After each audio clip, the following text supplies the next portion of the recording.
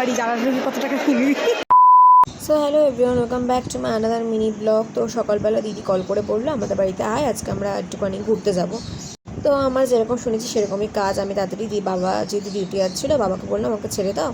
তো বাবা আমাকে ওই অবধি ছেড়ে দিল। তারপরে ওখান থেকে আমি অটো ধরে দিদি বাড়ি অবধি পৌঁছালাম। তারপর দুপুরের দিকে তিনজনে মিলে একটু পেট ভোজন করে নিলাম, করে নিয়ে তারপরে বেরালাম। তারপর বেরিয়ে মেট্রো স্টেশনে আসলাম। মেট্রো স্টেশনে এসে টিকিট কেটে নিলাম। টিকিট কেটে নিয়ে তারপরে মেট্রোতে উঠে আধ ঘন্টা তো যেতে লাগেই আমাদের। তো মেট্রো করে তারপরে মেট্রোতে মিষ্টি পাখি আমাদের এত জ্বালাচ্ছিল তিনজনকে, তো আমাদের সময় বুঝতেই পারিনি কখন চলে গেছে।